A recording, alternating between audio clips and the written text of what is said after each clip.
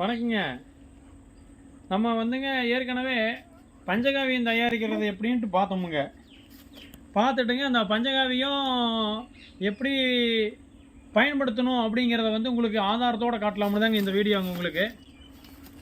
அதாவது பஞ்சகாவியம் பயன்படுத்தின வாழை மரத்துக்கும் பஞ்சகாவியம் ஊக்கம் கொடுக்காத வாழை மரத்துக்கும் என்ன வித்தியாசம் அப்படிங்கிறத இந்த வீடியோவில் காட்ட போகிறேங்க. இதை நம்ம எதை காமிச்சாலுமே ஆதாரத்தோட தெளிவாக காமிச்சா மட்டும்தாங்க அது ஒரு நம்பிக்கை வரும். சும்மா இது போலிக்காகவோ இது விளம்பரத்துக்காகவோலாம் எதுவுமே இல்லைங்க. பாருங்கள், வாழை மரம் வந்து ஊக்கம் கொடுத்த வாழை மரம் இது எப்படி இருக்குன்னு பாருங்கள். அடுத்தது ஊக்கம் கொடுக்காத வாழை மரத்துலேயும் தாரும் அந்த மரத்தோட அடிமரமும் சோவையும் வாழைலையும் எப்படி இருக்குதுன்னு காட்டுறேன், அதையும் பாருங்கள்.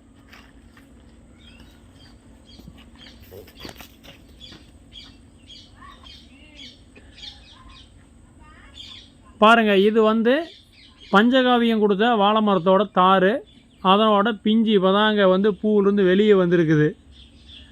அந்த மரத்தோட அடிச்சைஸ்லேருந்து பாருங்கள், இப்போ காமிக்கிறேன். ஒரு பனைமரத்து அளவுக்கு அடிச்சைஸ் மொந்தமாக இருக்குமுங்க. பெரிய சைஸாக அறுத்தூட இடக்கன்று விட்டாவே கிட்ட மரம் வராது. இங்கே பாருங்கள், 4 மரம் 5 மரம் அது ஒட்டுக்காக இருக்குது. நான் இப்போ சென்டரில் ஒரு மரத்தை நாங்கள் வெட்டிட்டோம் ஒரு விசேஷத்துக்கு. 5 மரம் பார்த்திங்கன்னா பனை மரம் சைஸில் தான் வந்து இருக்கும். தாரும் நல்ல நீட்டமாக விட்டு காயும் நல்ல பெருங்காயாக விட்ருக்குதுங்க. இதை நான் உங்களுக்கு தெளிவாக உங்களுக்கு பாருங்கள் விளக்கமாக காட்டுறேன். பாருங்கள், இந்த மரம் வந்து பஞ்சகாவியங்கிறதையே ஊட்டம் காமிக்காத வாழை மரம். இந்த வாழை மரத்துக்கு ஒரு நாள் விட்டு ஒரு நாள் தண்ணி விட்றோம். இதை சுற்றியும் வந்து எந்த களையும் இல்லாமல் புல்லு இது வந்தாலும் வெட்டி விட்றோம். ஆனால் இந்த மரத்தில் எதுவுமே வளர்ச்சி இல்லைங்க. மரம் ஊக்கமே இல்லை. அந்த மரம் கொட்டைக்குச்சி மாதிரி இருக்குது. காய் பாருங்க, சும்மா ஒரு சுண்டு வரலோட பெருசாக தான் இருக்குது. இதுக்கு மேலே அது வளரவே இல்லை. எவ்வளவு தண்ணி விட்டு நிமித்தி தண்ணியவே சுற்றி கட்டி வச்சாலும் இது வளரலைங்க. காரணம் என்னென்னா, இயற்கை உரம் பஞ்சகாவியத்துக்கு இணையானது எதுவுமே இல்லைங்கிறதுக்கு தானுங்க இவ்வளவு ஆதாரத்தோடு காமிக்கிறோமுங்க. அடுத்தது பாருங்கள், உங்களுக்கு தெளிவாக காட்டுறோம் பாருங்கள் பஞ்சகாவியத்தினால் வந்தது எப்படின்ட்டு.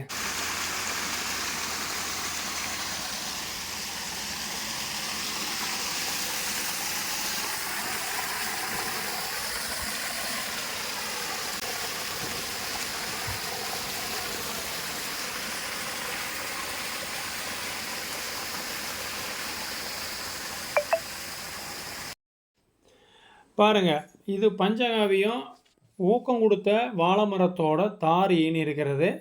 எவ்வளவு பெரிய வாழை பிஞ்சோட அந்த மரம் எவ்வளவு உயரமாக எவ்வளவு அடிக்கட்டை எவ்வளவு அகல சுற்றளவோடு வளர்ந்துருக்குதுன்னு காமிக்கிறோம் பாருங்கள். ஏன் இதை இப்படி காமிக்கிறேன்னா, இதை விவசாயம் பண்ணுற விவசாயிக்கும் அது பிரயோஜனமாக இருக்கணும், வாங்கி சாப்பிட்றவங்களும் ரொம்ப ஆரோக்கியமாக இருக்கணுங்க. அதனால தாங்க இயற்கை உரம் என்ற பஞ்சகாவியம், பஞ்சகாவியங்கிற இயற்கை உரம் அவரை தலைவன் சொல்லலாம், இயற்கை உர கேப்டன் கூட சொல்லலாங்க. இது பாருங்கள், இந்த மரம் 6 மரம் கிட்டே இருக்கும். கிட்ட இருந்தால் மரம் வளராதும்பாங்க. இது 6 மரம், ஒரு மரம் 25 இன்ச்சு சுற்றளவு குறைஞ்சது வருமுங்க. இதனோட தாரும் பார்த்தீங்கன்னா ஒரு மிகப்பெரிய சைஸில் ஹைப்ரிட்னு கூட சொல்கிற அளவுக்கு வளர்ந்துருக்கு. ஆனால் இது இயற்கையிலேயே சுத்தமான ஒரிஜினல் நாட்டுக்கண்ணுங்க. நாட்டுக்கண்ணு இவ்வளோ பெருசாக வளர்கிறதுக்கு காரணங்க பஞ்சகாவிய ஊக்கம் கொடுத்தது தான். பஞ்சகாவியம் இயற்கை உர தலைவன் கேப்டன் பஞ்சகாவியம் மட்டும்தானுங்க இதுக்குனோட உயிர் ஊட்டம். இதை ஏன் கொடுத்தோம் அப்படின்னா, இதை வாங்கி சாப்பிட்றீங்க ஆரோக்கியமாக இருக்கணும், நோய் நொடி இல்லாமல் இருக்கணும், பக்க விளைவு இல்லாமல் இருக்கணுமுங்க. இந்த காலகட்டத்திலேங்க சின்ன வயசுலேயே கண் பார்வை, உடல் உறுப்புகள் சேதாரம், பக்க விளைவுகள்னால பல இடையூறு, இந்த மாதிரி எந்த தொந்தரவும் வராமல் அவங்க இருக்கணும்னா நாம் இயற்கைக்கு மாறித்தாங்க ஆகணும். இயற்கை ஒன்று தாங்க நம்மளை வாழ வைக்கும். இயற்கையை நாம் நேசிப்போமுங்க.